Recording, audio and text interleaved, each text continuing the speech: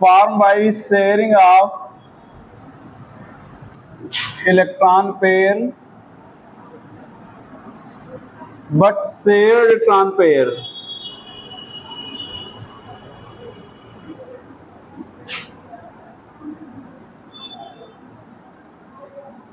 Related from single atom.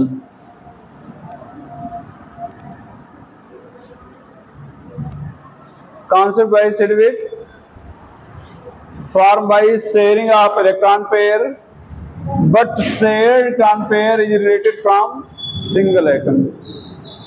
इसको dative bond भी कहते हैं,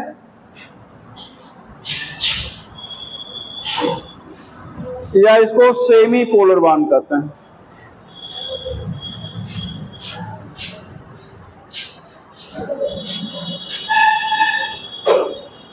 डेटिव बॉन्ड कहेंगे बेटा, या इसी को सेमी पोलर बॉन्ड भी कहेंगे।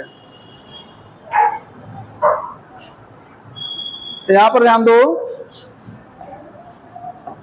ध्यान दे सभी लोग। यहां पर अमोनिया है, नाइट्रोजन के आउटर मोस्ट शेल में कितने इलेक्ट्रॉन होते हैं बेटा? 5। ये 3 शेयर कर लिए, आर्कटेक पूरा हो गया।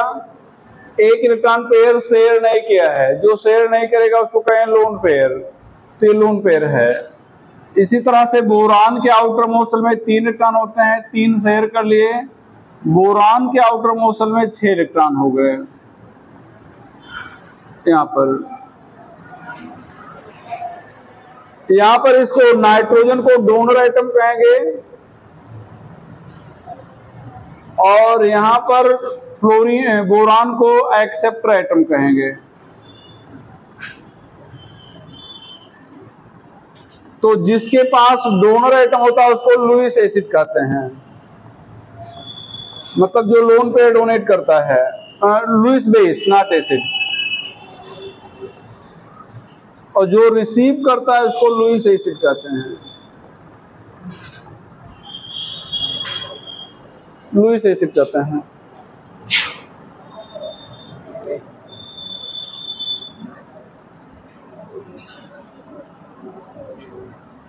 कंडीशन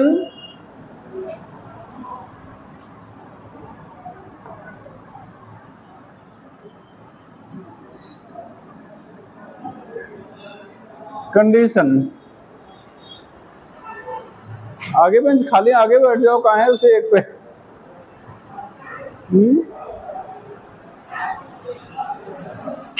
पहला, electrophilic difference of combining atom.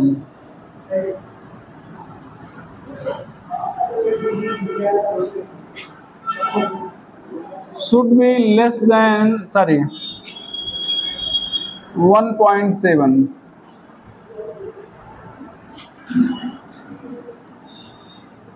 One atom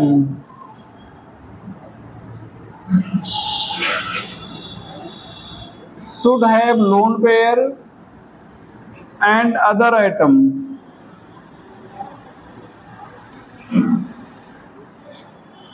should have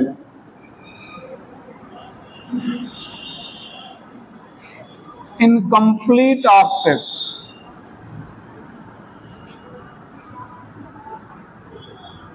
at least by 2 electrons. Condition हो जाएगा बेटा, one atom should have lone pair and other atom should have incomplete octet at least by 2 electron.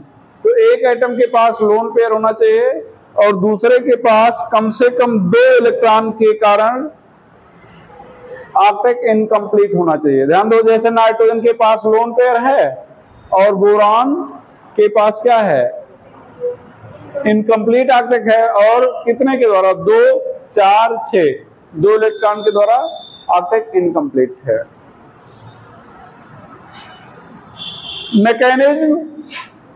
Mechanism में कुछ लिखना नहीं है,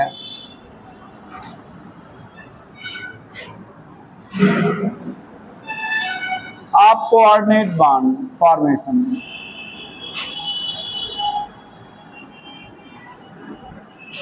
mechanism of coordinate bond formation. ध्यान बेटा, यहाँ पर कुछ लिखना नहीं, बस समझना है केवल। ए एटम है, बी एटम है। ध्यान दो, जैसे नाइट्रोजन के पास कितने इलेक्ट्रॉन है? 8। देख लो, 2 4 6 2। बोरान के पास कितने हैं? 6 2 4 6 है। तो मान लो नाइट्रोजन है, ये बोरान है मान लिया जाए, तो इसका 8 इलेक्ट्रॉन है, इसके पास कितना है? 6। तो ये पहले 1 इलेक्ट्रॉन इसको दे देगा, तो दे देगा, तो यहाँ पर आ जाएगा प्लस चार्ज। और 8 था, 1 दे दिया, कितना हो गया? 7। यहाँ पर 6 था, 1 मिल गया, कितना हो गया? 7। अब दोनों के पास 1 इलेक्ट्रॉन की कमी है, तो दोनों अपना 1 इलेक्ट्रॉन क्या करेंगे बेटा? शेयर कर लेंगे। दोनों 1 इलेक्ट्रॉन क्या करेंगे? शेयर कर लेंगे, बॉन्ड बन जाएगा। यहाँ पर इसको पार्शियल पॉजिटिव, इसको पार्शियल नेगेटिव दिखाएंगे। क्यों पार्शियल? ध्यान समझिए, पहले इधर समझिए। अगर यहाँ पर देखा जाए तो यहाँ पर प्लस है, यहाँ पर माइनस है, लेकिन ये इलेक्ट्रॉन जो शेयर इलेक्ट्रॉन पेयर है, ये शेयर इलेक्ट्रॉन पेयर, इस बीच वाले स्टेप को ना देखो, ऊपर वाले स्टेप को देखो। किसका था? ए का था या दोनों का था? केवल ए का था। अब ए से थोड़ा दूर खिसक गया, तो ए से इलेक्ट्रॉन पेयर दूर जा रहा है, इसलिए यहाँ पर पार्शियल पॉजिटिव चार्ज आना चाहिए। एकदम से तो गया नहीं है, इसलिए कंप्लीट पॉजिटिव नहीं आएगा। और बी के थोड़ा नजदीक आया है, इसलिए बी पर पार्शियल नेगेटिव आना चाहिए। तो पार्शियल पॉजिटिव है, पार्शियल नेगेटिव है, इसलिए इसको सेमी पोलर बॉन्ड ऊपर लिखे थे, इसलिए इस बॉन्ड को क्या कहते हैं? सेमी पोलर बॉन्ड कहते हैं। अच्छा, एक और चीज देखो, अगर आप इस बॉन्ड को देख रहे हैं, मैकेनिज्म नहीं देख रहे हैं, केवल ऐसे बॉन्ड बनाया गया है, तो क्या आप बता पाएंगे कि कोऑर्डिनेट बॉन्ड है? नहीं। मतलब कोऑर्डिनेट बॉन्ड हम केवल कॉपी और बोर्ड पे बनाते समय बताएंगे, बाकी वास्तव में अगर बना रहेगा तो हम आइडेंटिफाई नहीं कर पाएंगे कोऑर्डिनेट बॉन्ड है या कोवेलेंट बॉन्ड है। तो नोट करके यहाँ पर लिखेंगे हम लोग।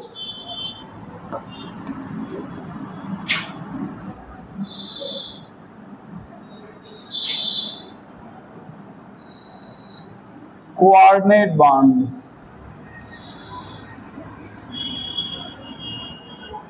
Can not be distinguished. Distinguished का होता है पहचान करना, सेपरेट करना, अलग करना, from covalent bond after it's formation.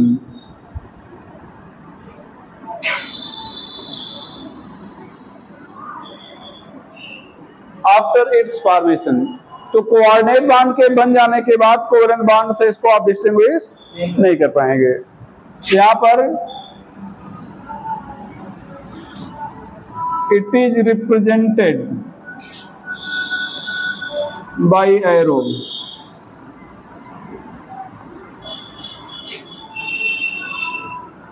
which start from donor atom and ends at acceptor atom.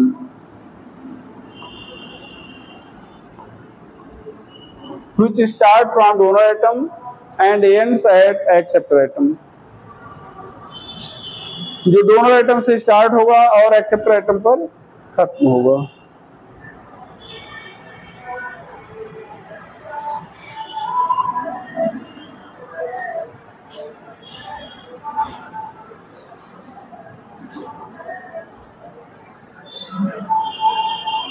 एक और चीज बेटा, एक और पॉइंट देखेंगे, ये तीसरा पॉइंट ज्यादा इंपॉर्टेंट है।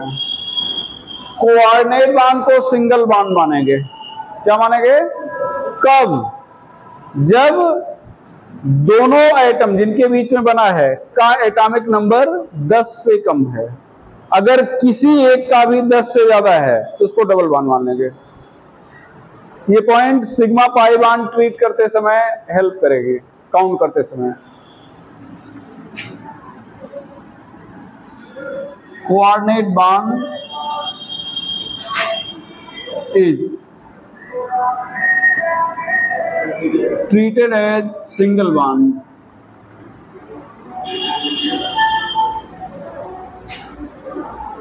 if atomic number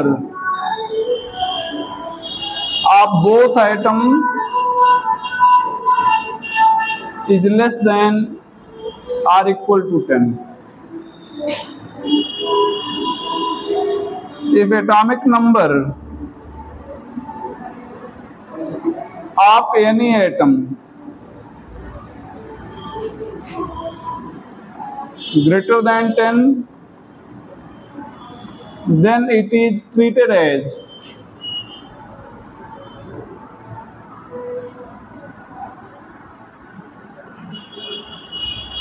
double bond. तो किसी भी एटम का एटॉमिक नंबर 10 से अगर ज्यादा है तो इसको लोग डबल बॉन्ड मानेंगे। यहां पर एग्जांपल में देखो, यहां पर एग्जांपल O3, ये ध्यान देना बेटा, ऑक्सीजन का एटॉमिक नंबर 8 होता है, तो 3 ऑक्सीजन है, ये ध्यान दो, ये पहला ऑक्सीजन इसके साथ शेयर किया, 2 इलेक्ट्रॉन आर्टेक पूरा हो गया, दोनों का आर्टेक पूरा हो गया ना। अब ये क्या करेगा, ये इसको लोग ऐसे डोनेट करवा देंगे, इसका भी आर्टेक पूरा हो गया, लेकिन इसको क्या माने, सिंगल या डबल, सिंगल, तो इसको ऐसे नहीं दिखाएंगे, इसको ऐसे दिखाएंगे।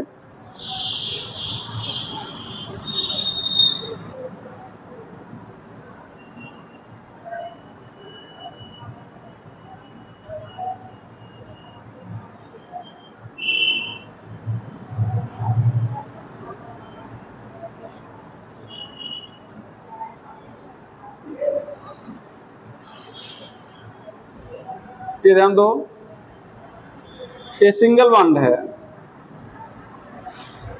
समझ रहे ना।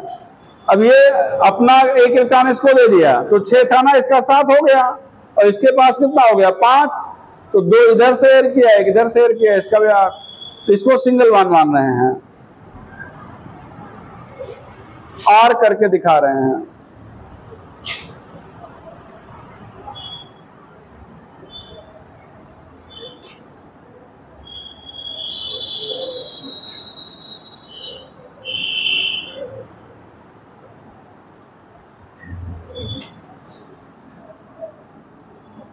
यहाँ पर SO2 सल्फर भी उसी फैमिली का है, ये ध्यान देना, सल्फर,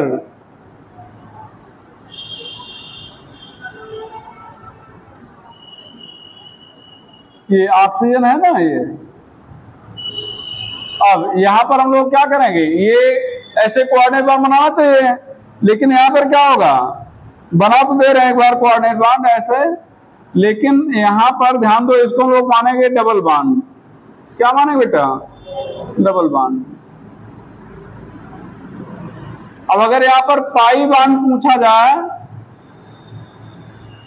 यहां पर पाई बांड आपसे पूछा जाए, यहां पर कितने पाई बांड हैं, 1, यहां पर कितने पाई बांड हैं, 2 है, सब कुछ वैसा है, ये भी कोऑर्डिनेट बांड है, ये भी कोऑर्डिनेट बांड है। तो यहां पर सिग्मा पाई बांड बताने के लिए रूल हेल्प करेगा, इसको हम लोग डबल बांड मान सकते हैं और क्या मान सकते हैं, सिंगल। कब डबल मानेंगे कब सिंगल मानेंगे आपको हमने बता दिया, बना लेना फिर बताना, रिमूव करेंगे।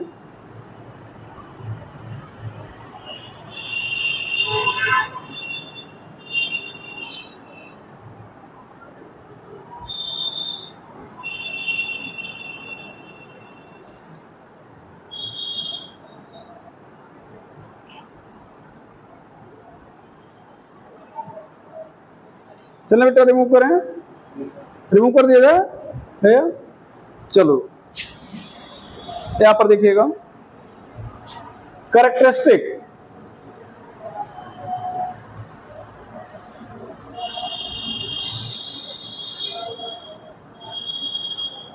its strength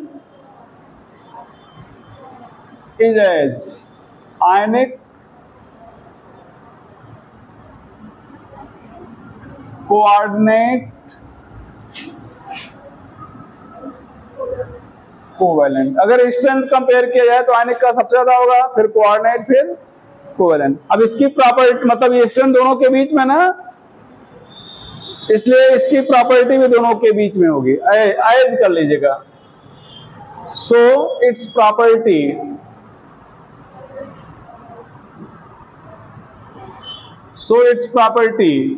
is in between 2,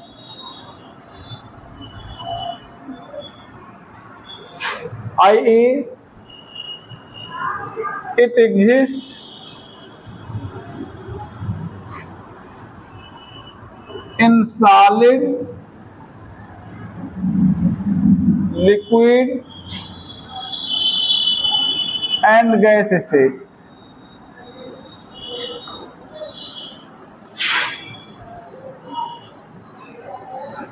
Its boiling point and melting point.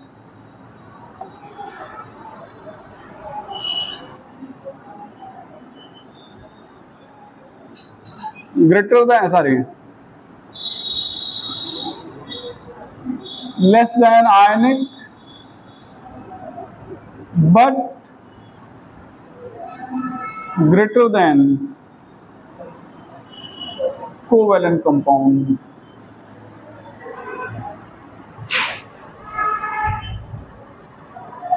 Soluble in non-polar solvent. 2-3 बार बता चुके हैं, but insoluble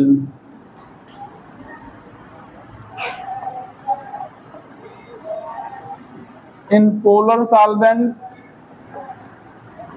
or in water.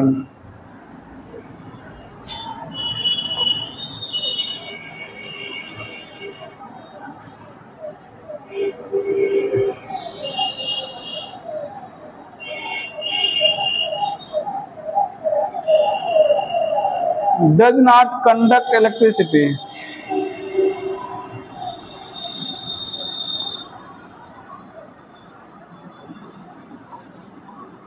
Does not conduct electricity, as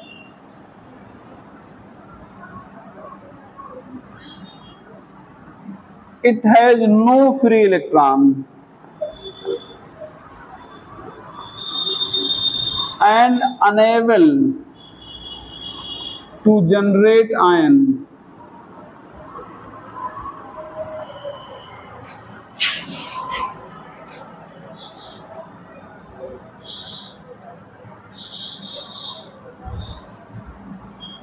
Coordinate bond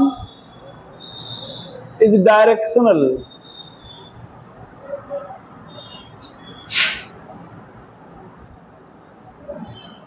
So represent geometry.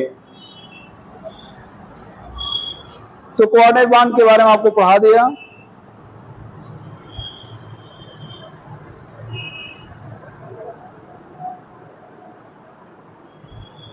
Directional, so represent geometry लिख लीजिए, फिर आगे शुरू किया जाए।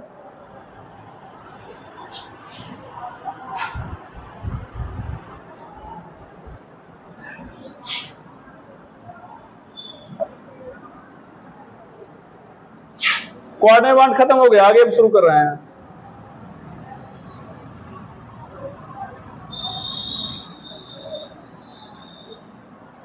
Following compound does not obey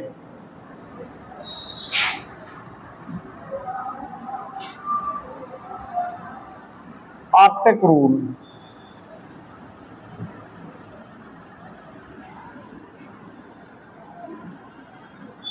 VF3, VCl3, VBr3, Vi3,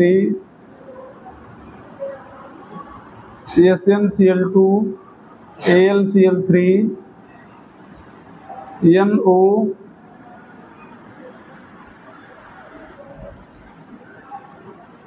electron न्यून deficient compound.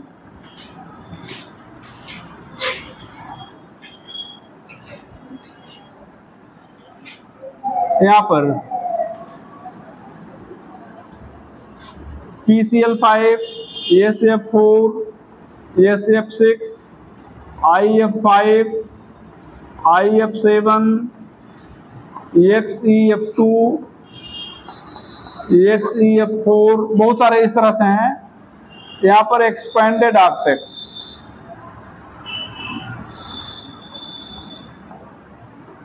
Expanded octet, octet expand करेगा।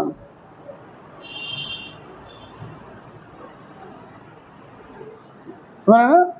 यहाँ पर आर्कटेक क्या करेगा, एक्सपेंड करेगा। चले बेटा,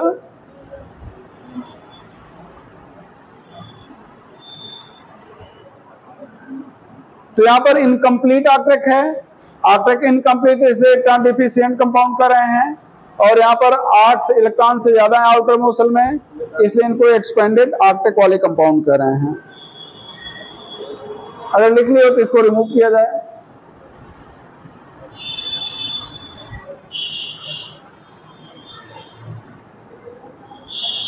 रिमूव कर दें।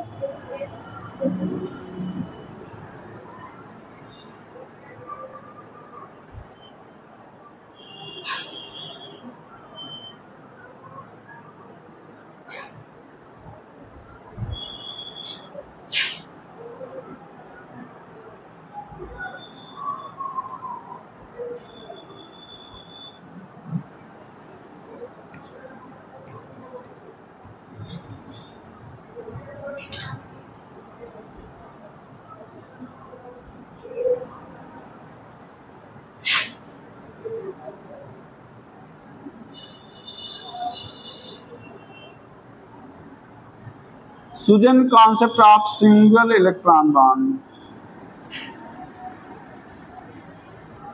Sujan concept of single electron bond.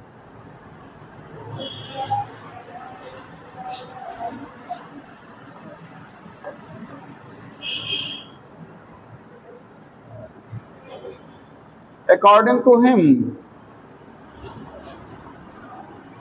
any atom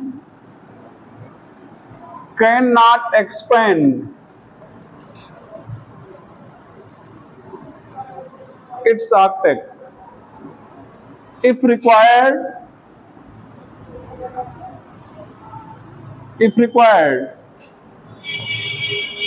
then it form single electron bond.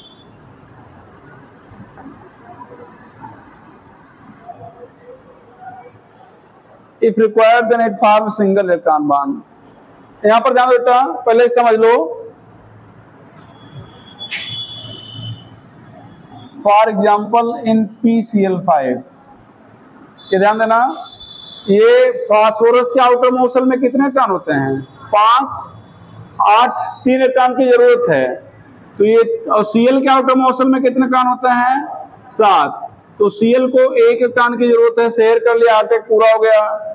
ये Cl भी 1 शेयर कर लिया, आर्कटेक पूरा हो गया। ये Cl भी 1 इलेक्ट्रॉन शेयर कर लिया, आर्कटेक पूरा हो गया।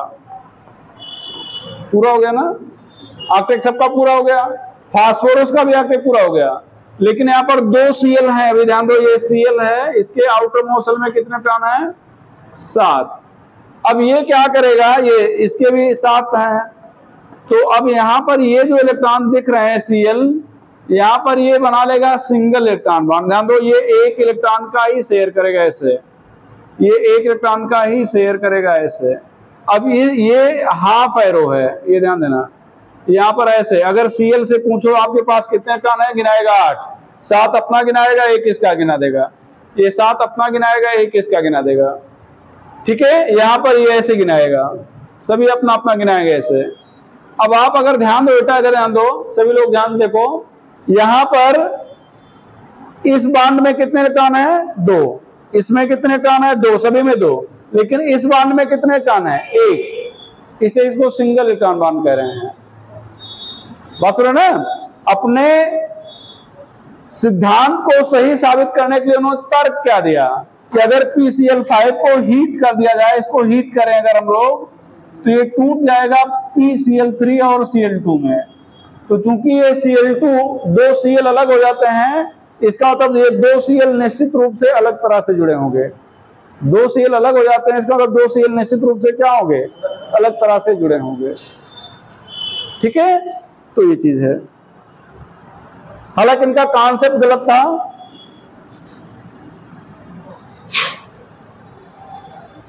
इसके बाद Sidgwick, concept of expanded arctic.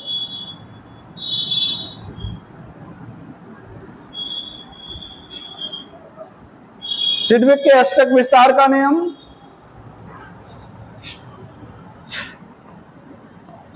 According to him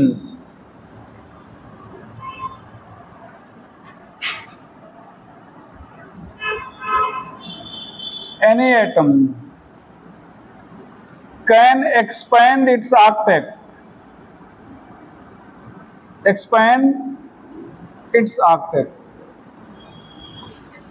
if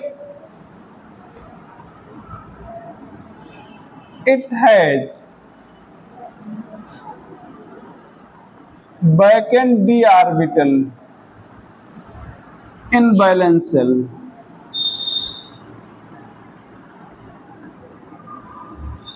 If it has vacant d orbital in valence shell.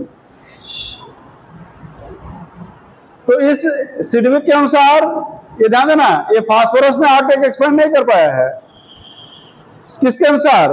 सूजन के अनुसार। लेकिन सिडविक के अनुसार किसी भी एटम के अगर बैलेंस शेल में वैकेंट डी ऑर्बिटल है तो अपना ऑक्टेट एक्सपेंड कर लेगा। अपना ऑक्टेट क्या करे बेटा? एक्सपेंड कर लेगा। अगर यहां तक लिख लिया पूरा पेज रिमूव कर दें।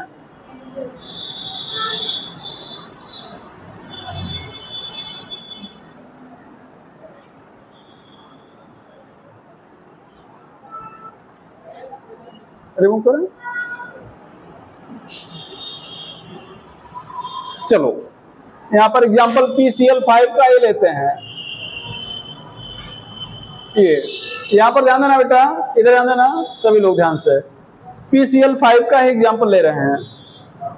फास्फोरस के पास कुल 15 इलेक्ट्रॉन हैं, 2, 8, 5, 3s2, 3p3, 3d0।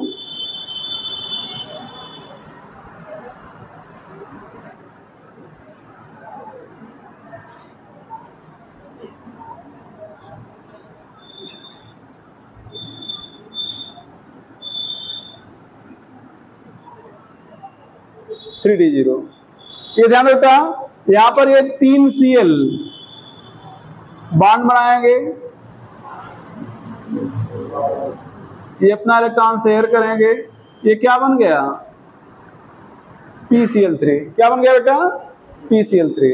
अब ये एक इलेक्ट्रॉन देखो, जब बॉन्ड बनता है तो एनर्जी निकलती है, एनर्जी निकलेगी तो उस एनर्जी के कारण ये 3s इलेक्ट्रॉन अनपेयर हो जाएगा, यहां से यहां ट्रांसफर हो जाएगा, एक्साइट हो जाएगा। तो अब ये अनपेयर्ड हो गया। बाकी ये 3 बॉन्ड बना ही लिए थे, 3 बॉन्ड क्या किए थे? बना ही लिए थे।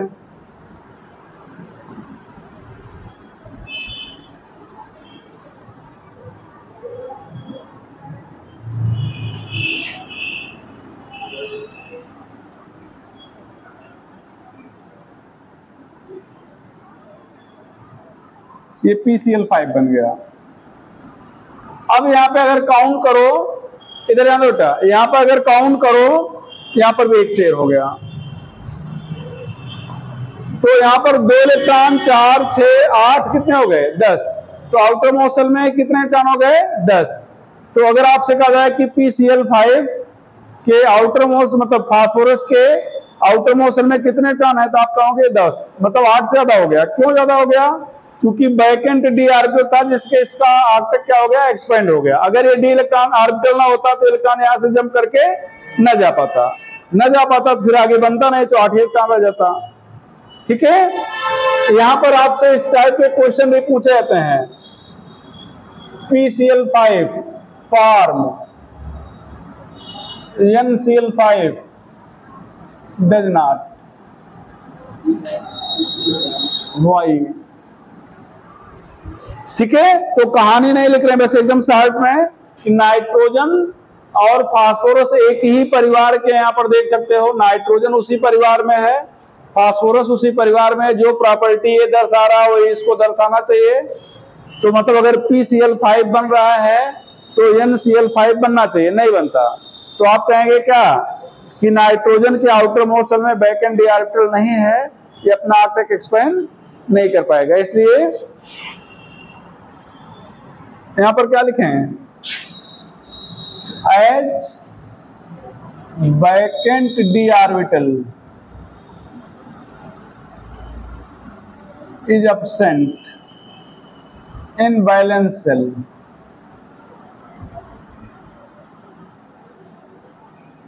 So Arctic cannot be expanded.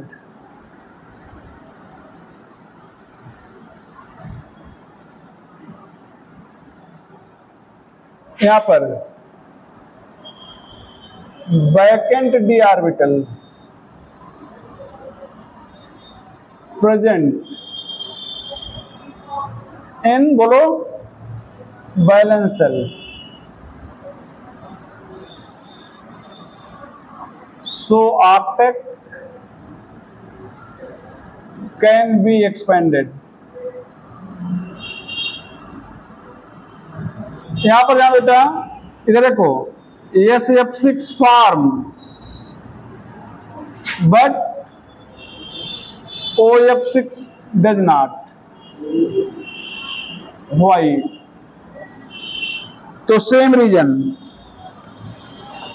यहां पर SF6 का भी यही रीजन होगा जो PCl5 का देख रहे हो. OF6 का भी वही रीजन होगा. ठीक है, जो आप किसका देख रहे हो, NCl5 का सेम. OF6 और OF4 इन सब का रीजन यही है. इसका इसका इसका रीजन वही है. बात समझ रही ना? यहां पर ये इन दोनों का रीजन सेम है.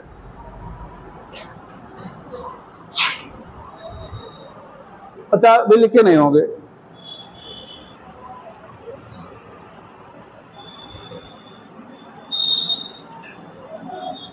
लिख लो.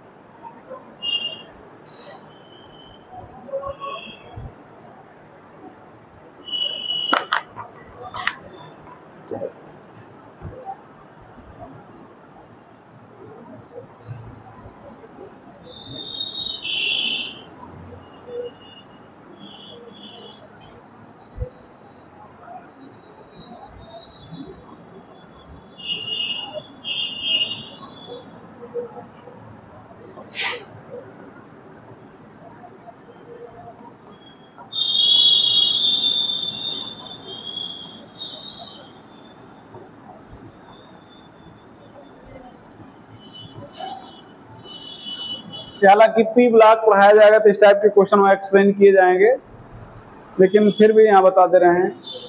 यहाँ पर ध्यान देता, अब यहाँ पर PCl5 फॉर्म और PI5 नहीं बन रहा है. क्यों?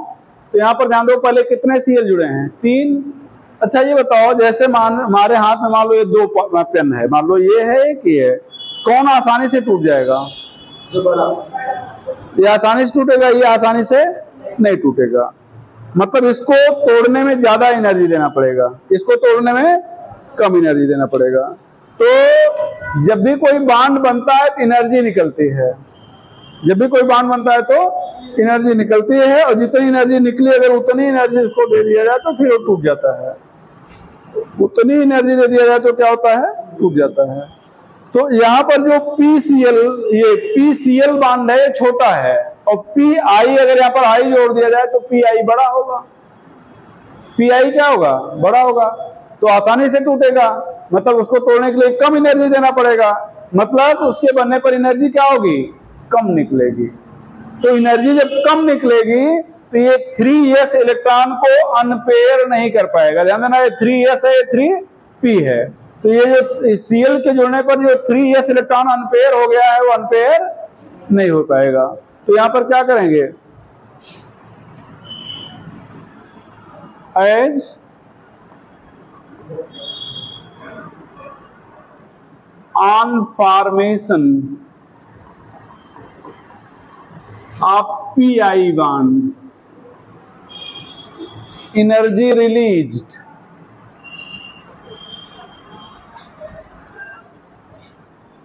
is unable to transfer one electron. Transfer one is unable to unpair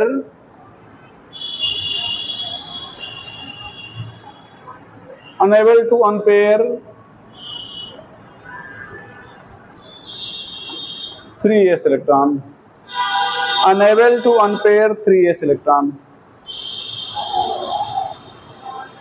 unable to unpair 3s electron। ठीक है, तो फिर से थोड़ा समझ लो बेटा, यहां पर अगर एक बन रहा है दूसरा नहीं बन रहा है, सेंट्रल आइटम अगर अलग अलग हैं तो जो नहीं बन रहा है इसका मतलब अपना हाथ एक एक्सपेंड नहीं कर पा रहा है। अगर सेंट्रल आइटम सेम है और एक बन रहा है दूसरा नहीं बन रहा है तो आप कहेंगे कि जो नहीं बन रहा है वहां पर उस बॉन्ड के बनने पर इतनी एनर्जी रिलीज नहीं होगी कि 3s इलेक्ट्रॉन क्या होगा, अनपेयर हो जाए। ठीक है, या एक और रीजन कर सकते हैं, are due to larger size of iodine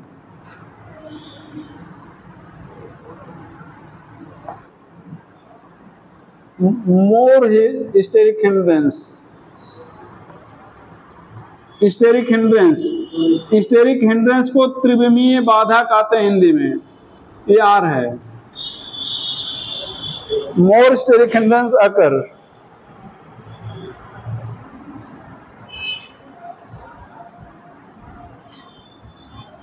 more steric hindrance occur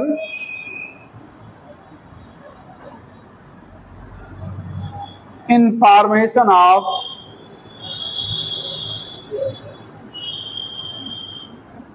PI5।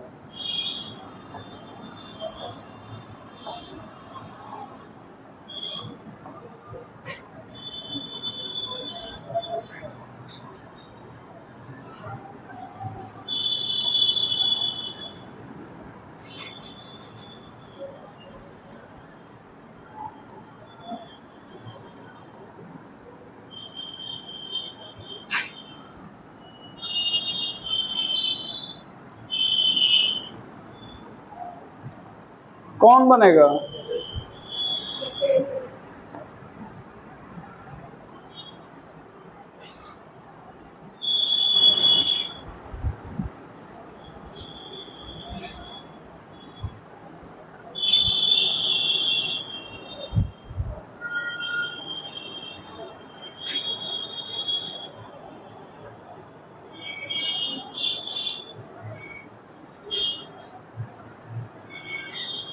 लिख लो फिर आगे चलना।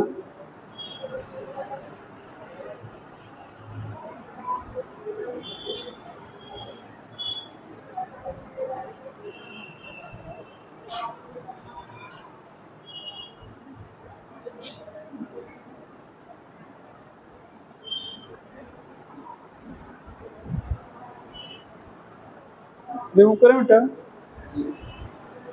रिमूव किया जाए। चलो, फाइंड टाइप ऑफ बॉन्ड।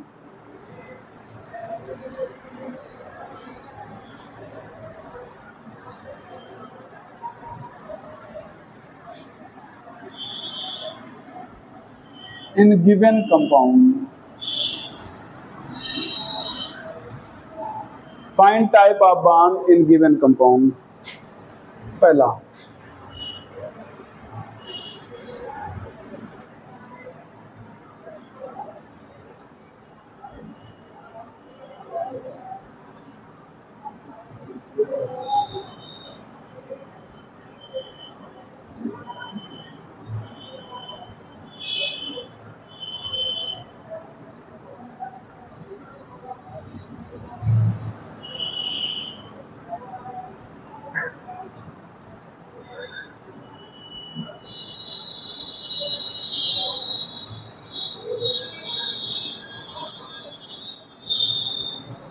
ये ध्यान दो बेटा,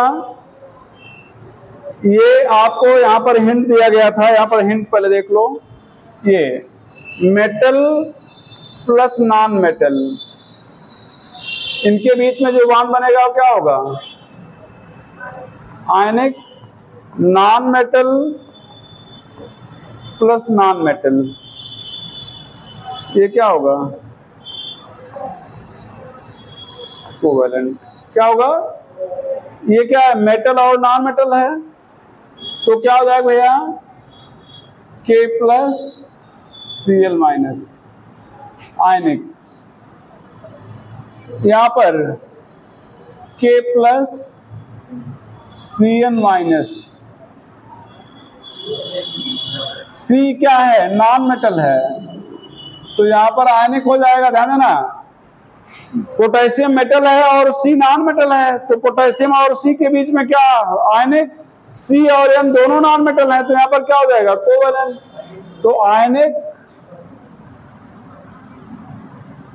प्लस कोवेलेंट। यहां पर H है ना, देखो H सभी नॉन मेटल हैं, C के आउटर मोशन में कितने इलेक्ट्रॉन होते हैं, 4, और H के 1, तो H 1 शेयर करेगा, C कितना शेयर करना चाहेगा, 4, तो 1 तो शेयर कर लिया H से, और 3 शेयर करेगा किससे, नाइट्रोजन से, तो ये क्या हो जाएगा बेटा, कोवेलेंट। यहां पर HNC है। अब की बार नाइट्रोजन आपका बीच में है, तो अगर बीच में है इसका मतलब ये 2 एटम से शेयर करेगा, एक कार्बन से और दूसरा हाइड्रोजन से, तो इसको कितने इलेक्ट्रॉन की जरूरत है, नाइट्रोजन को 3 इलेक्ट्रॉन की जरूरत है ना, तो इसमें एक तो ये शेयर कर लिया किसके साथ, हाइड्रोजन के साथ, और 2 शेयर कर लिया भैया कार्बन के साथ, तो हाइड्रोजन का काम चल गया और नाइट्रोजन का काम चल गया। किसका नहीं चल रहा है, कार्बन का, तो इसके पास लोन पेयर है और इसके पास इलेक्ट्रॉन पेयर की कमी है, तो ये अपना इलेक्ट्रॉन पेयर इसको क्या करेगा, डोनेट कर देगा। तो यहां पर क्या हो जाएगा, कोवैलेंट प्लस कोऑर्डिनेट। यहां पर ध्यान दो, C और O है, ऑक्सीजन के आउटर मोशन में कितने टर्न है, 6, कार्बन के 4, तो ये ऑक्सीजन और कार्बन दो इलेक्ट्रॉन शेयर कर लिए, ऑक्सीजन का काम तो चल गया, कार्बन का चला नहीं। तो आपको बताया गया कि एक एटम के पास लोन पेयर हो और बगल वाले के पास इलेक्ट्रॉन पेयर की कमी हो, ऐसा हो नहीं सकता। कोई भी एटम लोन पेयर रखना नहीं चाहता हो, तुरंत इसको क्या करेगा, डोनेट कर देगा, इसका आपने कंप्लीट करा देगा। तो यहाँ पर भी वही, ये कोवेलेंट प्लस कोऑर्डिनेट। यहाँ पर ध्यान दो बेटा, NH4Cl है, तो ये NH4 प्लस हो जाएगा प्लस Cl माइनस हो जाएगा। ध्यान दो, यहाँ पर NH4Cl की बात अगर करें तो ये नाइट्रोजन के आउटर मोस्ट में कितने टर्न होते हैं, 5, ये एक इलेक्ट्रॉन शेयर किया, एक और शेयर किया, एक और शेयर किया, कितने शेयर हो गए। वास्तव में ये जो NH4Cl है, ये देखो यहाँ पर आयनिक बॉन्ड है ना, तो nitrogen non metal, hydrogen non metal और Cl भी नॉन मेटल है, फिर आयनिक कैसे हो गया, सभी नॉन मेटल है, तो कोवेलेंट होना चाहिए था। तो वास्तव में है क्या, ये ध्यान दो, यहाँ पर HCl रहा होगा, ये पहले H प्लस और Cl माइनस बनाया होगा, इलेक्ट्रॉन खींच लिया होगा, टूट गया होगा। अब इलेक्ट्रॉन के नाइट्रोजन के पास, इसके पास क्या हो गई, कमी, तो हाइड्रोजन से आया होगा इलेक्ट्रॉन मांगने, क्या हुआ होगा, ये नाइट्रोजन के पास लोन पेयर है, तो नाइट्रोजन अपना लोन पेयर इसको दे दिया, तो NH3 तो पहले से था और एक H क्या हुआ, जुड़ गया, तो क्या हो गया, NH4 प्लस हो गया। तो यही चीज यहाँ पर इससे जो मांगने आया H, तो उस H को ये अपना एक इलेक्ट्रॉन डोनेट कर दिया। लेकिन अब यहाँ पर ये +4 ब्रैकेट के ऊपर लगाएंगे, बात सुने ना, ऊपर क्यों लगा रहे हैं, हमें मालूम नहीं है कि कौन सा H मांगने आया था। भाई सभी एक ही जैसे दिख रहे हैं ना, तो अगर आप इसके ऊपर प्लस लगा दिए थे तो कहेगा हम तो मांगने ही नहीं आए थे, कोई और आ रहा होगा। तो इसका मतलब ये है कि इस विवाद से बचने के लिए चलो एक ब्रैकेट लगा दिए, जिस जो मांगने आया था अपना समझे, ठीक है। और यहाँ पर क्या हो गया बेटा, Cl माइनस, ये हो जाएगा। तो यहाँ पर क्या हो गया, आयनिक कोवेलेंट प्लस कोऑर्डिनेट, आयनिक कोवेलेंट प्लस, ये सबसे ज्यादा पूछा जाता है, ये पूछा जाता है और ये पूछा जाता है। CuSO4 5H2O, इसको कहते हैं ब्लू विट्राल। क्या कहेंगे बेटा? ब्लू विट्राल। यहां पर ध्यान देना, ये यहां पर कॉपर है और यहां पर वाटर है, तो ये लिगेंड कहलाएगा। कॉपर से ये 4 वाटर जुड़ेंगे। कैसे जुड़ेंगे, क्यों जुड़ेंगे, ये आप बैलेंस कोऑर्डिनेट कंपाउंड पढ़ेंगे तो वहां पर वर्नर थ्योरी पढ़ाया जाएगा, वहां पर बताया जाएगा। ये फिक्स है कि कॉपर से हमेशा 4 ही जुड़ते हैं। अगर कॉम्प्लेक्स बना तो हमेशा कितने जुड़ते हैं? 4। और कौन 4 जुड़ेंगे? ये SO4 नेगेटिव होता है ना, और वाटर क्या है? न्यूट्रल। तो अगर नेगेटिव और न्यूट्रल दोनों हैं तो सेंटर एटम से पहले न्यूट्रल जोड़ा जाता है, बाद में नेगेटिव जोड़ा जाता है। तो 4 ही जोड़ना था, 4 हमने जोड़ दिया। अब यहां पर ध्यान देना बेटा, ये सेंट्रल एटम है और ये क्या है? लिगेंड। तो सेंट्रल एटम और लिगेंड के बीच में हमेशा कोऑर्डिनेट बॉन्ड बनता है। क्या बनता है? कोऑर्डिनेट। तो ये H2O है, ये अपना लोन पेयर इसको डोनेट करेगा। H2O है, लोन पेयर डोनेट करेगा। यहाँ पर O पहले लिख दे रहे हैं, ये डोनेट करेगा। यहाँ पर O पहले लिख दे रहे हैं, ये डोनेट करेगा। ये SO4 अलग होगा तो यहाँ पर क्या हो जाएगा? प्लस, और SO4 डबल माइनस, ये आयनिक बॉन्ड हो गया। और यहाँ पर ये हाइड्रोजन बॉन्ड बनाएगा। सब पढ़ाया जाएगा आगे। तो यहाँ पर क्या हो गया? कोवैलेंट। कोवैलेंट कहाँ पे है? ये वाटर में कोवैलेंट होगा। ये जो वाटर है इसमें क्या होगा? कोवैलेंट। और ये बॉन्ड क्या है? कोऑर्डिनेट। यहां पर क्या बेटा? आयनिक। और ये क्या है? Hydrogen bond. इसको पढ़ाया जाएगा सब आगे, हाइड्रोजन बॉन्ड वगैरह।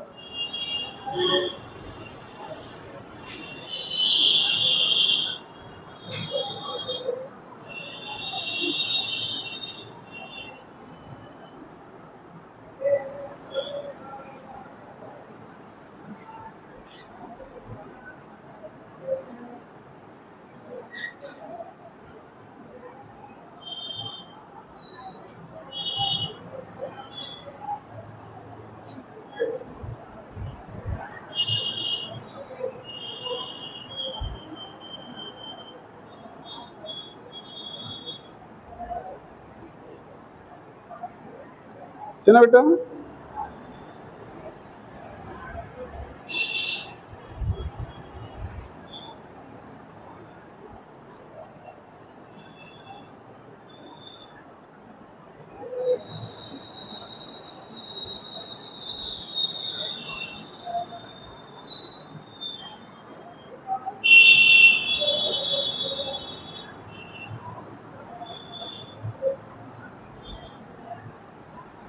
रिमूव करें।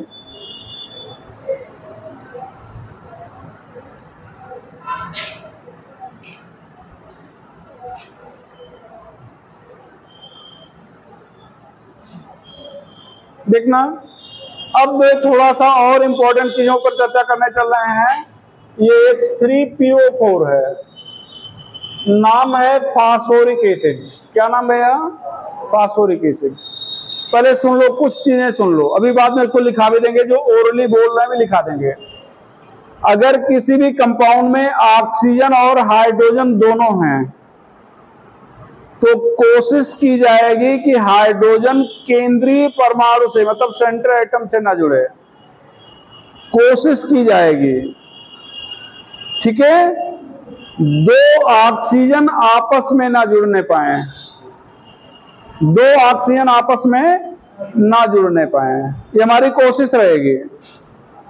क्या क्या कोशिश रहेगी? हाइड्रोजन सेंटर एटम से ना जुड़े, 2 ऑक्सीजन आपस में ना जुड़ने पाए, स्ट्रक्चर सिमेट्रिकल बनाया जाए। स्ट्रक्चर, अगर ऑक्सीजन की संख्या ऑड नंबर में, विषम है, और सेंट्रल एटम 2 हैं, तो एक ऑक्सीजन निश्चित रूप से दोनों के बीच में रखा जाएगा। और अगर कंपाउंड फास्फोरस का है जिसमें ऑक्सीजन है, तो प्रत्येक फास्फोरस से एक ऑक्सीजन डबल बॉन्ड से जोड़ा जाएगा। 5 पॉइंट बताए हैं, फिर से बता दे रहे हैं। कंपाउंड में ऑक्सीजन और हाइड्रोजन दोनों हैं, तो जहां तक संभव होगा हाइड्रोजन को सेंट्रल एटम से नहीं जोड़ेंगे, उसको ऑक्सीजन से जोड़ेंगे जहां तक संभव होगा।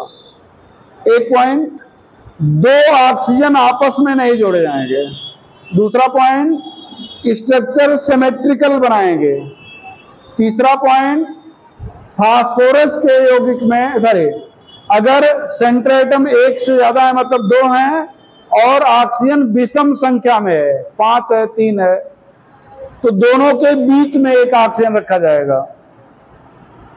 और फास्फोरस के कंपाउंड में अगर ऑक्सीजन है तो प्रत्येक फास्फोरस से एक ऑक्सीजन डबल बॉन्ड से जुड़ेगा। 5 पॉइंट है, भी 5 लिखा देंगे, ठीक है। यहां पर कितने फास्फोरस हैं? एक, तो एक फास्फोरस को आप डबल बॉन्ड से जोड़ दो, ऑक्सीजन को जुड़ गया। अब कितने इलेक्ट्रॉन बचे इसके पास? 5 होते हैं, 3 बचे, एक इधर ऑक्सीजन से शेयर हो गया, हाइड्रोजन से, ऑक्सीजन से, हाइड्रोजन से, ऑक्सीजन से, हाइड्रोजन से। यहां पर बेसिसिटी 3 होगी। आपको एक चीज बताया गया था जब पहला चैप्टर पढ़ाए थे, फास्फोरस के कंपाउंड में जितने ऑक्सीजन होते हैं उससे एक H कम निकलता है। कितने ऑक्सीजन है? 4। कितने H निकलने चाहिए? 3। कौन निकलेंगे? जो ऑक्सीजन से जुड़े होंगे। तो चूंकि एक ऑक्सीजन से हाइड्रोजन जुड़ता नहीं, तो 3 से जुड़ेगा, तीनों निकल जाएंगे। यहां पर POH बॉन्ड अगर पूछ लिया जाए, POH बॉन्ड, N और POH बॉन्ड सेम होंगे, जो N की वैल्यू होगी वही POH बॉन्ड होगा। pH बॉन्ड अगर पूछ लिया जाए तो 0। pH बॉन्ड कितना हो जाएगा? 0। H3PO3, ये ध्यान देना बेटा, एक ऑक्सीजन कम हो गया ना, देख लो, एक 4 था, यहां पर क्या हो गया? 3, तो इन्हीं में से एक ऑक्सीजन गायब करना पड़ेगा। कौन सा गायब किया जाए? ऊपर वाला गायब नहीं कर सकते। क्यों? चूंकि कहा गया कि निश्चित रूप से एक हाइड्रोजन ऑक्सीजन क्या होगा? डबल बॉन्ड से जुड़ेगा, ये कहा गया ना। अच्छा, यहां पर कहा गया था कि हाइड्रोजन सेंट्रल एटम से नहीं जोड़ेंगे, लेकिन स्ट्रिक्टली नहीं कहा गया था, जहां तक संभव होगा नहीं जोड़ेंगे। लेकिन एक ऑक्सीजन डबल बॉन्ड से जुड़ेगा ऐसा निश्चित रूप से बोला गया। तो यहां पर N की वैल्यू क्या हो जाएगी? मतलब कितने H निकलेंगे? 2। POH कितना हो जाएगा बेटा? 2। pH कितना हो जाएगा? 1। H3PO2, अब क्या किया जाए? एक ऑक्सीजन और गायब कर दिया जाए। यहां पर क्या लिखने वाले हो? N की वैल्यू 1, POH 1, pH 2। जितना pH मान होगे रिड्यूसिंग नेचर उतना ज्यादा होगा। मतलब सबसे ज्यादा रिड्यूसिंग नेचर इसका है, फिर इसका, फिर इसका। H4P2O5,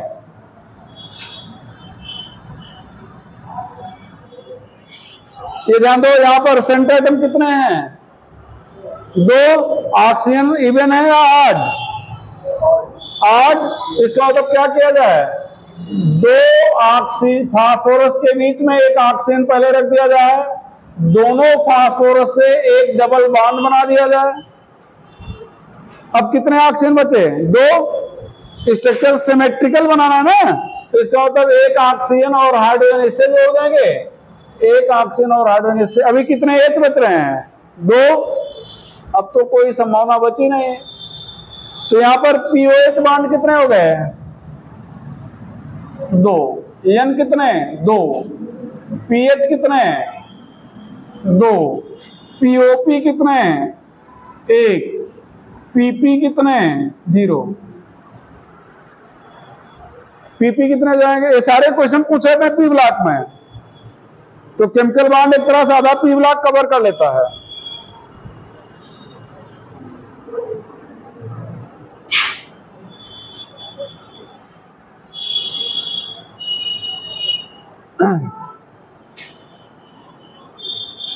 भैया इधर ध्यान देना, इधर H4P2O6। अब क्या किया जाए, इवन है ना, तो क्या करने वाले हो, यहां पर PP1 बनाया जाए।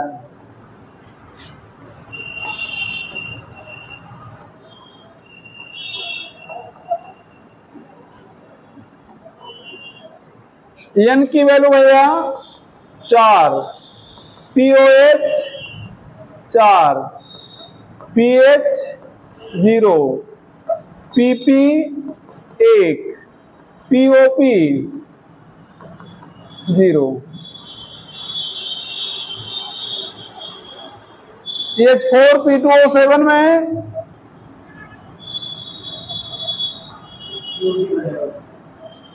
बना लेंगे भैया। यहां पर एक ऑप्शन बीच में रख दो,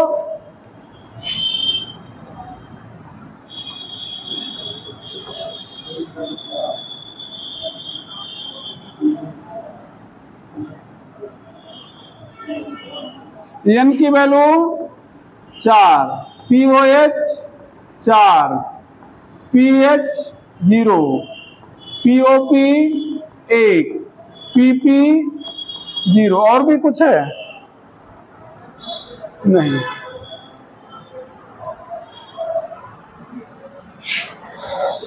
ध्यान दो, H3PO4, यहां पर ध्यान दो, एक H4P2O5 में हाइड्रोजन 4 है लेकिन निकले कितने हैं, 2। इसको याद रखिएगा। H3PO4 को कहते हैं क्या भैया, आर्थोफास्फोरिक एसिड। क्या कहते हैं, आर्थोफास्फोरिक एसिड। यहां पर ध्यान दो, आर्थो -1 वाटर बराबर मेटा 2 आर्थो -1 वाटर बराबर पायरो। अब यहां पर ध्यान दो, ये पायरोफास्फोरिक एसिड है। यहां पर 2H3PO4 माइनस वाटर बराबर क्या हो जाएगा, H4P2O7।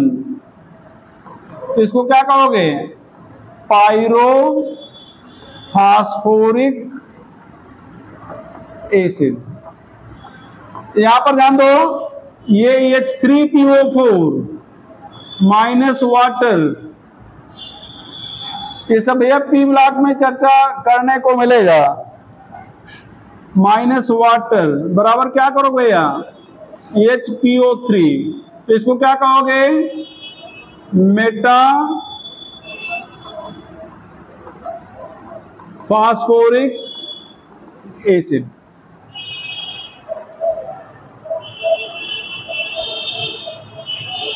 थोड़ा जल्दी करो, जैसे ये इसमें बहुत इंपॉर्टेंट चीजें कवर करना है।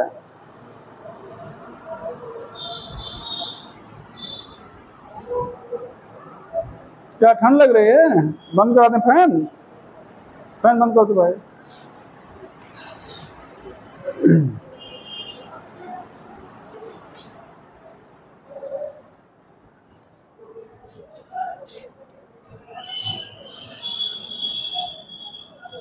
चले बेटा आगे।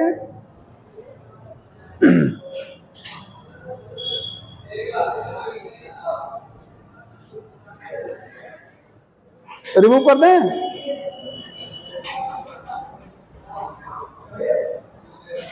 रिमूव करें बेटा। यहां पर H3PO4 है, मेटाफास्फोरिक एसिड, HPO3 है नॉट। यहां पर ध्यान देना, इधर एक ना बेटा, यहां पर इसका जो स्ट्रक्चर है ये PO ये HOP ये है। बेसिसिटी कितना है, बेसिसिटी 1 है। ये ओपन चेन में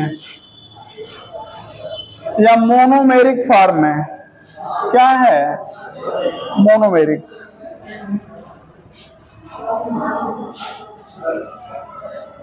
ये 3HPO3 ये H3PO9 हो जाता है। ये भी मेटाफास्फोरिक ही है, इसको मेटाफास्फोरिक कहेंगे। ये ट्राई बेसिक है, ट्राइमेरिक है। या ध्यान दो, अगर आपसे कह दिए साइक्लिक मेटाफास्फोरिक एसिड की बेसिसिटी कितनी होगी, तो 3 होगी। ये साइक्लिक मेटाफास्फोरिक है। क्या बेटा? Cyclic metaphosphoric acid.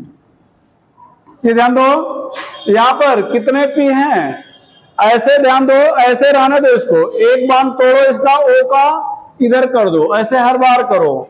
तो यहां पर ध्यान दो, ये P O P O P O P. अब ध्यान देना, जैसे हम एक फास्फोरिक एसिड ले रहे हैं, ध्यान दो, एक फास्फोरिक एसिड ये हो गया, और यहां पर इसका HO हो गया। ठीक है, इसको 1 यूनिट मानो। देखो इसको क्या मानना है, 1 यूनिट। तो जैसे हमने कहा ना कि इस ऑक्सीजन को तोड़ो, ये बांध इधर कर दो, तो वैसे एक ऑक्सीजन तोड़ा गया, बांध इधर कर दिया, फिर वैसे इधर तोड़ा गया, इधर हम दो, ये P डबल बॉन्ड O, ये क्या हो गया, OH, ये P डबल बॉन्ड O, ये क्या हो गया, कितने OH हैं, कितने, 3। तो यहां पर बेसिसिटी कितना है, 3। POP बॉन्ड कितने बेटा, 3।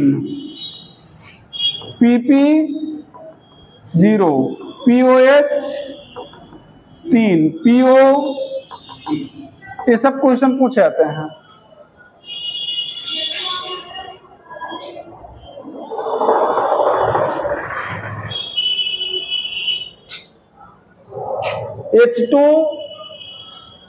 H2SO4 सल्फ्यूरिक एसिड है, ध्यान देना बेटा, बल्कि आर्थो सल्फ्यूरिक कह सकते हो।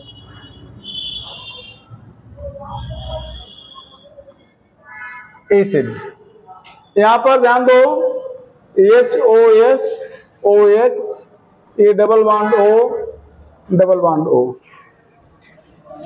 यहां पर बहुत कुछ नहीं पूछते। H2SO5, इसको कैरोस एसिड कहते हैं। R पर मोनो सल्फ्यूरिक एसिड कहते हैं। ध्यान दो, H2SO4 का स्ट्रक्चर बनाए हो आप लोग, 5 का बनाना, एक ऑक्सीजन कहां फिट करें, सल्फर के पास कितने इलेक्ट्रॉन होते हैं, 6। अब कोई अतिरिक्त इलेक्ट्रॉन तो बचा नहीं कि ऑक्सीजन से उसका बॉन्ड बनवा दिया जाए, तो यहां पर मजबूरन हमें ऑक्सीजन को ऑक्सीजन से क्या करना पड़ेगा, जोड़ना पड़ेगा। जबकि कहा गया था कि जहां तक संभव होगा 2 ऑक्सीजन आपस में नहीं जोड़े जाएंगे। ऐसा नहीं कि 2 ऑक्सीजन में दुश्मनी है, अलग दुश्मनी मान लो, नहीं जुड़ रहे तो दुश्मनी ही होगी। ठीक है, कारण क्या है, इनके पास देखो बेटा लोन पेयर होता है। क्या होता है, लोन पेयर। तो जब आपस में जुड़ जाएंगे तो लोन पेयर में रिपल्सन शुरू हो जाएगा, और रिपल्सन शुरू होने से एनर्जी बढ़ जाती है, स्टेबिलिटी क्या हो जाती है, घट जाती है। स्टेबिलिटी क्या हो जाती है, घट जाती है। यहां पर ध्यान दो, H2SO7, ये ओलियम है, या इसको पायरोसल्फ्यूरिक कहेंगे। क्या कहेंगे, पायरोसल्फ्यूरिक एसिड। क्यों, इधर देखो आर्थो ना, 2H2SO4 से एक वाटर निकाल दो, ये बन जाएगा। एक बार जेईई में पूछा गया था, which one of the following is pyrosulphuric acid, तो H2SO7 नहीं, sorry oleum, not pyro, oleum कौन है, तो ऑप्शन में H2SO7 नहीं था, क्या था, कंसंट्रेट H2SO4 प्लस SO3 का मिक्सचर, ये भी ओलियम है।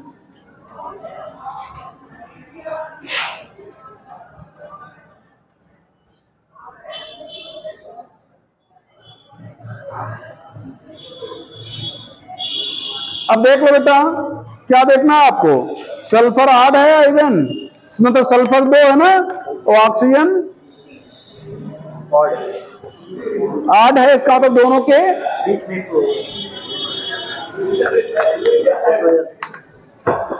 बीच में। तो यहां पर क्या किया जाए,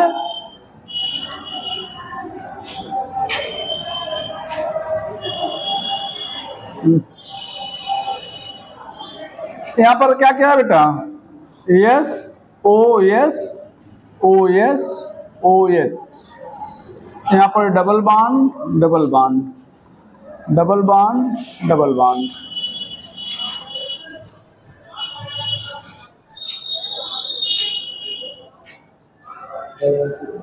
ठीक है, यहां पर H2OH,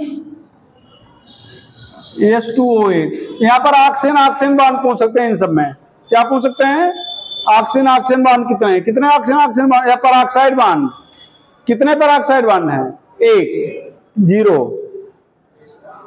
ऑक्सीजन ऑक्सीजन बॉन्ड को क्या कहते हैं, पेरोक्साइड। यहां पर H2OH में मार्शल एसिड कहते हैं, मार्शल एसिड, या पर डाई सल्फ्यूरिक एसिड, पर डाई सल्फ्यूरिक एसिड। क्या होगा बेटा, एक ऑक्सीजन फिट करना है, कहां फिट करें, 7 का बना है, कहां पर फिट किया जाए, यहां पर ऑक्सीजन ऑक्सीजन को जोड़ दिया गया, तो पेरोक्साइड बॉन्ड, नाम में से ही क्लियर है, पर डाई सल्फ्यूरिक, ध्यान दो, पर, यहां पर भी पर कहीं ऊपर चला गया, H2SO5 में पर मोनोसल्फ्यूरिक था। ठीक है, तो जहां पर भी पेरोक्साइड बॉन्ड, इसको पेरोक्साइड बॉन्ड कहते हैं, जहां पर भी पेरोक्साइड बॉन्ड बन जाएगा वो स्टेबल नहीं होगा, वो स्टेबल नहीं होगा। क्लियर,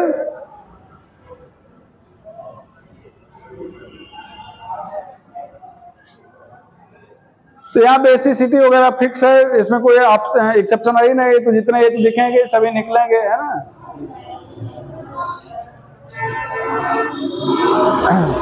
हाँ, एस बॉन्ड पूछा जाए, SOS 0, S 0, यहाँ पर S 0, SOS 1।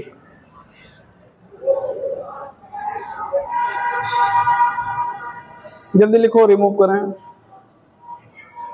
1 2 3 4, रिमूव करें बेटा,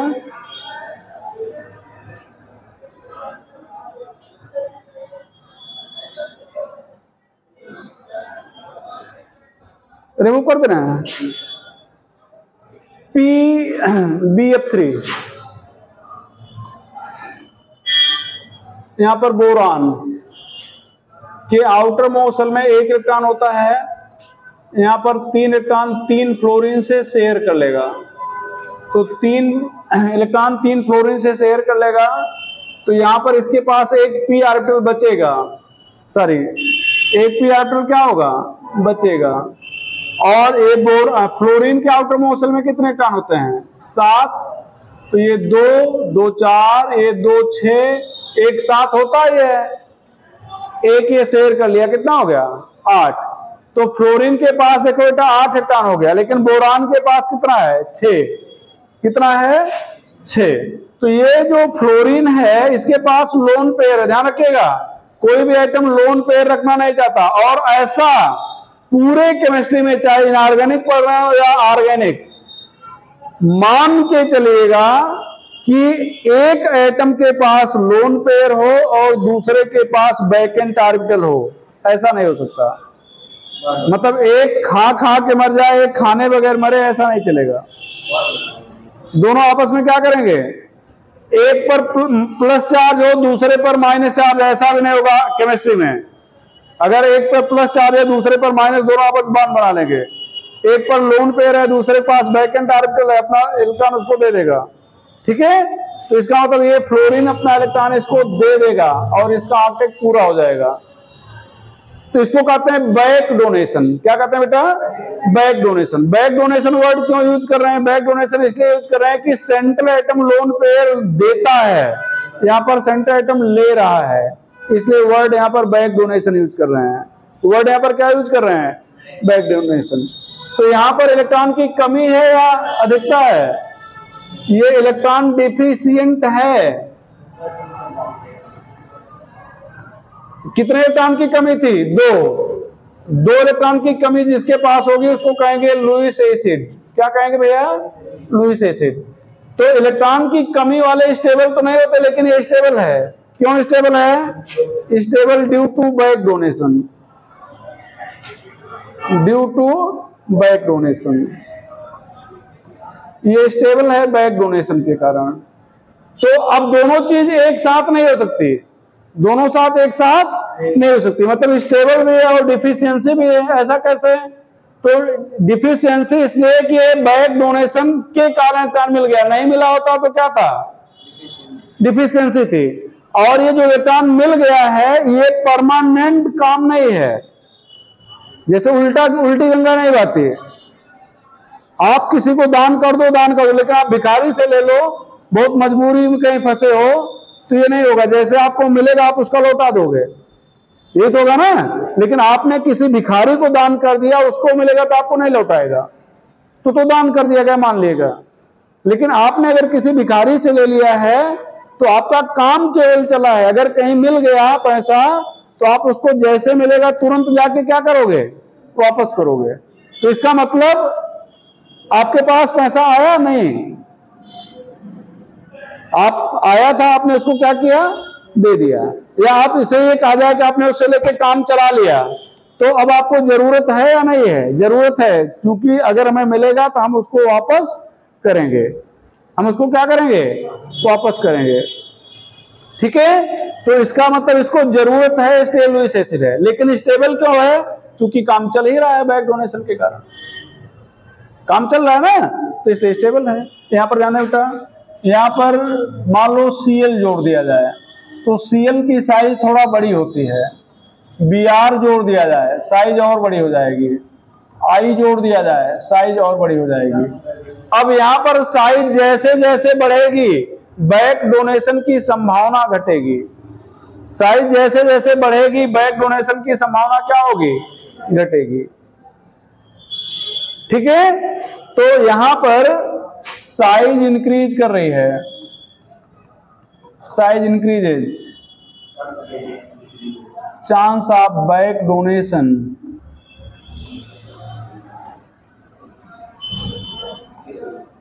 डिक्रीजेज। सो स्टेबिलिटी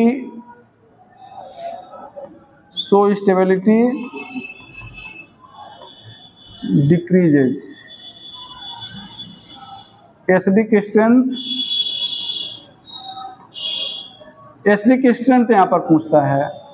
तो यहां पर अब ध्यान दो, BF3, BCl3,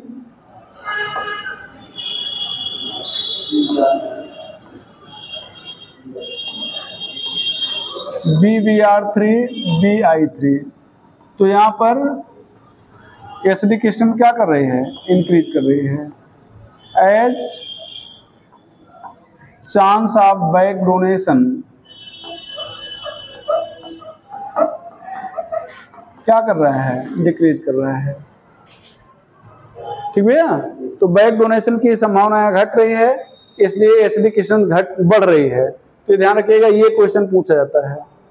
अच्छा, इसको एक और चीज बता दें, ये p ऑर्बिटल है, ये भी p ऑर्बिटल है। एक बांड बनने के बाद अगर दूसरा बांड बनता है तो उसको p पाई मतलब पाई कहते हैं। तो ये p पाई बांड है, ध्यान रखिएगा। आपसे ये भी पूछा था कहां पर p पाई होगा और कहां पर p पाई d पाई होगा। तो अभी आपको जब पाई बांड पढ़ाएंगे तो वहां पर बताएंगे कहां पर p पाई होगा, कहां पर p पाई d पाई होगा। ठीक है। तो ये हो जाएगा। आगे बेटा, BH3, इसको बोरेन कहते हैं। बोरेन। यहां पर ध्यान दो, यहां पर हाइड्रोजन के आउटर मोस्ट शेल में कितने इलेक्ट्रॉन भैया? 8, बोरान के 3 शेयर कर लिया, ऑक्टेट कंप्लीट नहीं हुआ, तो ये होगा इलेक्ट्रॉन डिफिशिएंट, इलेक्ट्रॉन डिफिशिएंट। ये होगा लुईस एसिड, ये होगा अनस्टेबल। क्यों अनस्टेबल है? As back donation is not possible.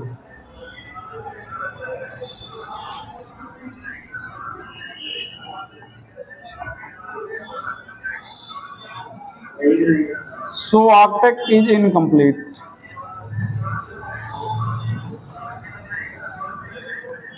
कई बार आपसे पूछ लेता है कि BF3 is stable, however BH3 is unstable, why? तो आप कहेंगे BF3 में बैक डोनेशन होता है, जबकि BH3 में बैक डोनेशन नहीं होता। इसको थोड़ा ऊपर करें या इधर कर दें?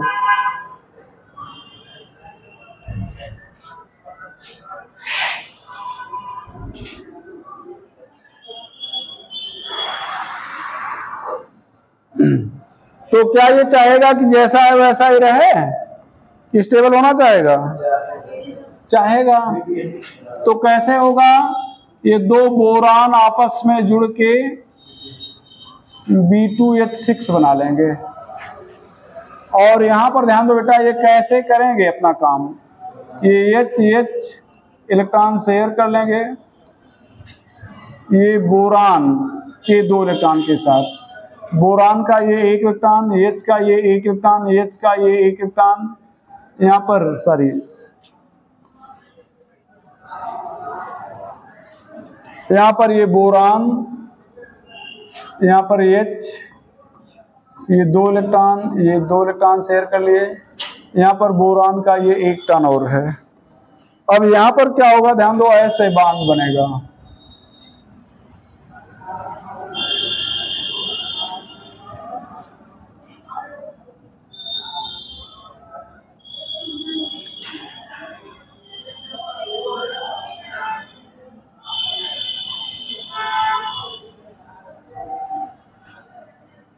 ये अब इस बोरान से पूछो कि आपके पास कितने इलेक्ट्रॉन है, कहेगा 8 इलेक्ट्रॉन। कैसे? 2 4 2 6, ये 2 8 है। बांड यहां से शुरू होकर यहां पर खत्म हो रहा है, ये बांड यहां से शुरू होकर यहां पर खत्म हो रहा है। 8 इलेक्ट्रॉन। इससे पूछो, ये भी गिनाएगा 2 4, ये 2 6, ये 2 8, हाइड्रोजन 2 इलेक्ट्रॉन गिनाएंगे। इसको कहते हैं बनाना बांड। क्या कहते हैं भैया? कुछ वैसा बनाने का प्रयास किए थे, टेढ़ा मेढ़ा हो गया, बनाना बांड। ठीक है। यहां पर हाइब्रिडाइजेशन पूछा गया है, अभी बात करेंगे हाइब्रिडाइजेशन पे। बनाना बांड यहां पर ध्यान देता, ये यहां पर 6 बांड है, देख लो, 1 2 3 4 5 6, 4 बांड हैं जो 2 सेंटर के बीच बने हैं। एक बांड देखो, 1 centre 2 centre, 2 centre 2 centre 3 centre, और 2 बांड हैं जो 3 सेंटर के बीच बने हैं। 1 2 3, यहां से शुरू होके यहां पे खत्म हुआ ना, यहां से शुरू होके यहां पे खत्म हुआ। 1 2 3, 3 सेंटर के बीच बने हैं। तो यहां पर 4 बांड, यहां पर अच्छा कितने बांड है? देखो 1 2 3 4, यहां पर हाइब्रिडाइजेशन कहेंगे हम लोग sp3। क्या कहेंगे? बोरान की बैलेंसी अगर पूछा जाए तो यहां पर 4 बताएंगे। बोरान की बैलेंसी हम लोग कहीं पर 4 नहीं बताते, यहां पर क्या बताएंगे? 4। ठीक है। और क्या? 4 bond 2C2 electron bond, 2 bond, ये सब पूछा गया है। 3C2 electron bond. एक बार जेई में पूछा गया था कि, अभी बता रहे हैं क्या पूछा गया था, ये ध्यान दो। इसको जो किनारे वाले H हैं इनको टर्मिनल हाइड्रोजन कहेंगे। बोरान ये जो बीच वाला है इसको ब्रिजिंग कहेंगे।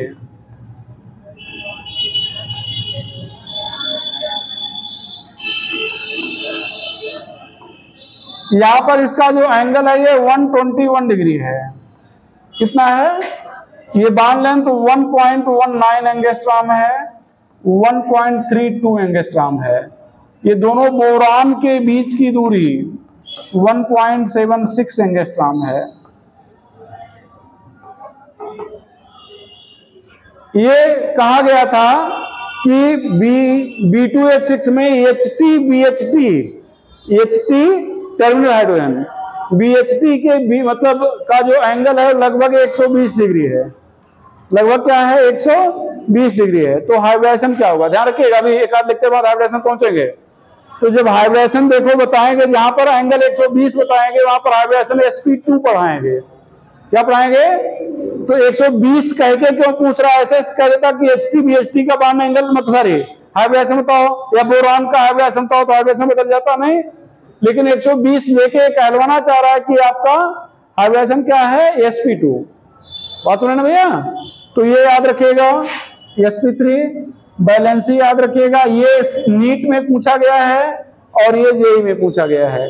ये बॉन्ड लेंथ वगैरह उतना नहीं पूछते अगर, लेकिन याद रखो क्या पूछ रहे क्या नहीं पूछे। अच्छा, ये इलेक्ट्रॉन डिफिशिएंट अभी भी है। क्यों भैया? ये केवल जबरदस्ती में काम चल रहा है। डिफिशिएंट ये लुईस एसिड है, और किसी भी ऐसे कंपाउंड के साथ रिएक्ट करेगा जिसके पास लोन पेयर है तो ये टूट जाएगा। ये सारी कहानी आगे आपको पी ब्लॉक में पढ़ाई जाएगी, ठीक है? इसलिए भी नहीं बता रहे हैं, बता देते टूट जाएगा। तो कभी जो डिसोसिएशन होगा वो सिमेट्रिकल होगा और कभी अनसिमेट्रिकल होगा। वैसे अमोनिया के साथ अनसिमेट्रिकल होगा, ज्यादातर अमोनिया के साथ पूछा जाता है। तो वहां पर पढ़ाया जाएगा, बताया जाएगा। बेटा इसको कहा बेटा? 2C2 electron bond. 2C का मतलब दो सेंटर के बीच में, और 2 इलेक्ट्रॉन बॉन्ड का मतलब 2 इलेक्ट्रॉन से बना है।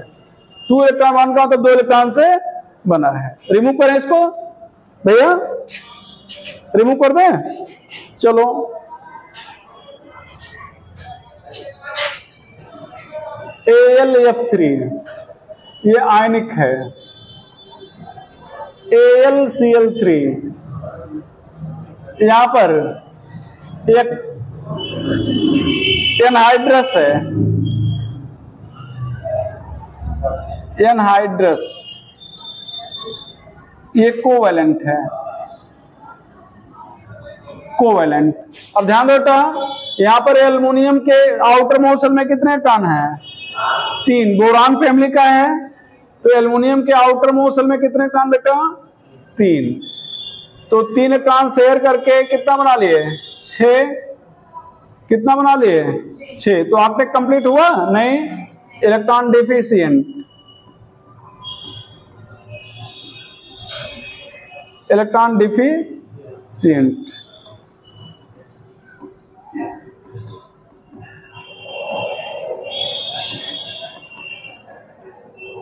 Lewis acid unstable, Lewis acid unstable. यहां पर क्या होगा? हाइब्रिडेशन sp2 कब? जब मोनोमेरिक है, मोनोमेरिक, ठीक है। यहां पर क्या होगा? 2AlCl3 आपस में जुड़ेंगे और Al2Cl6 बना लेंगे। तो कैसे होगा भैया? ये Al तो था ही, Cl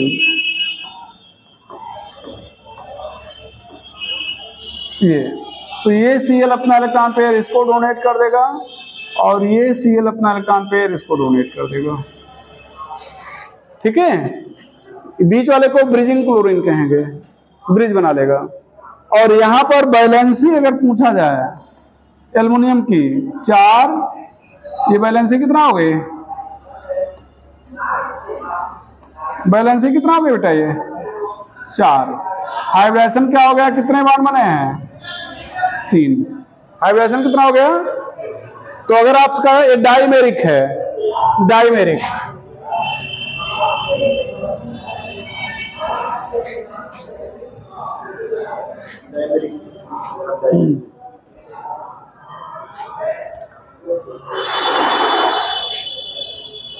यहां पर AlCl3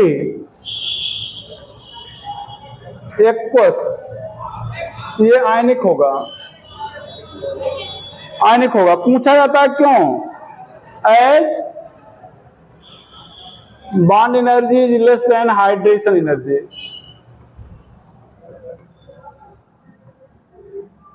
हाइड्रेशन एनर्जी का मतलब होता है जब भी कोई चीज जुड़े, मतलब किसी भी चीज से वाटर जुड़ता है तो उसको हाइड्रेशन कहते हैं। वाटर के जुड़ने पर जो एनर्जी रिलीज होती है उसको क्या कहते हैं? Hydration energy. यहां पर देखो बस टाइम हो गया है तो इसको बहुत जल्दी एक्सप्लेन कर दें।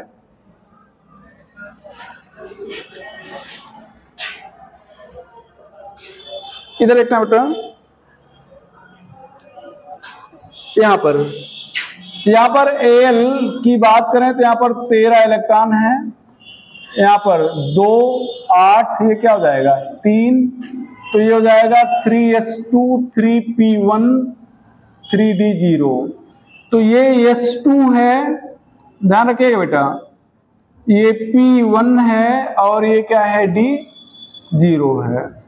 एक इलेक्ट्रॉन जंप करके यहां पे आ जाएगा तो ये एक इलेक्ट्रॉन अनपेयर हो गया, ये 2 यहां अनपेयर हो जाएंगे, यहां पर 6 ऑर्बिटल बच जाएंगे, 6 ऑर्बिटल क्या हो जाएंगे? बच जाएंगे। तो यहां पर ये जो Cl है ये अपना इलेक्ट्रॉन पेयर इसके साथ शेयर किया है, ये Cl इलेक्ट्रॉन पेयर इसके साथ शेयर किया है, ये Cl इलेक्ट्रॉन पेयर इसके साथ शेयर किया। ध्यान देना बेटा, जब वाटर में AlCl3 को डालोगे तो वाटर के पास लोन पेयर होता है, ऑक्सीजन के पास क्या होता है? ध्यान दो, ये ऑक्सीजन है ना, ये ऑक्सीजन के पास कितने इलेक्ट्रॉन थे? 6, 2 शेयर किया ना तो 4 तो बच गए, ये 2 लोन पेयर है और कोई भी लोन पेयर रखना चाहता नहीं, डोनेट कर देना चाहता है।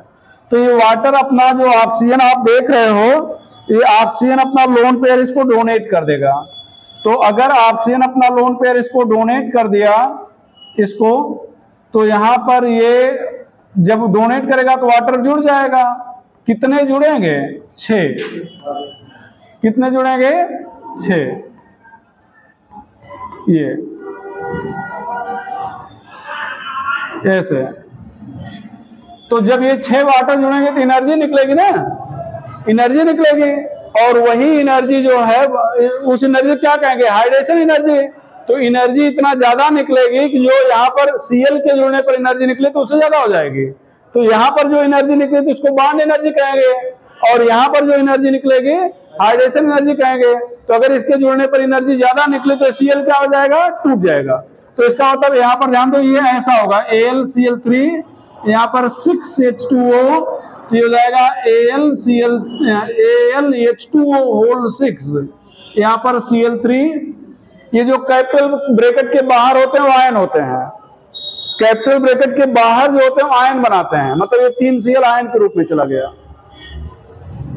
ठीक है, तो यहां पर एक क्वेश्चन आपसे अच्छा, AlCl3 तो क्या था? कोवैलेंट था। क्या था? कोवैलेंट। तो क्या कोवैलेंट का, इसको कहते हैं हाइड्रोलिसिस, कोवैलेंट कंपाउंड की हाइड्रोलिसिस होती है? हाँ होती है, अगर उनके पास वैकेंट d ऑर्बिटल हो तो लिख लीजिएगा नोट करके,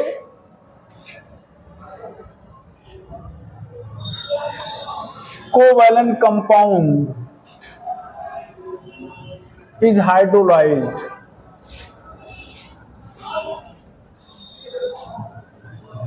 if central atom has vacant d orbital, vacant d orbital।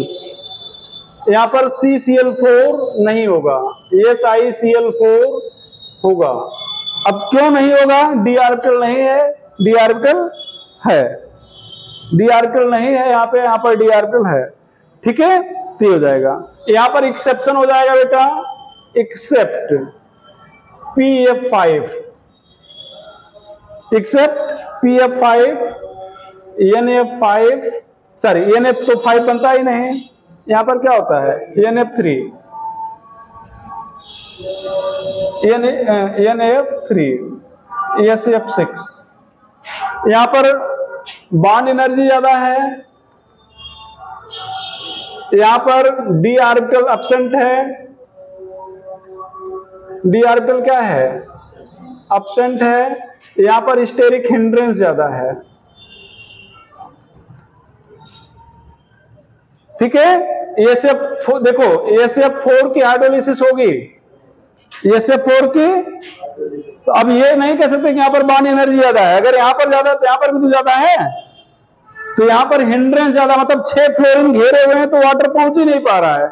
जैसे यहाँ वाटर पहुंच के अपना काम दे दिया ना, तो जब 6 फ्लोरीन घेर लेंगे तो वाटर वहां पहुंच ही नहीं पाएगा, उसको कहते हैं स्टेरिक हिंड्रेंस, हिंदी में त्रिविमीय बाधा।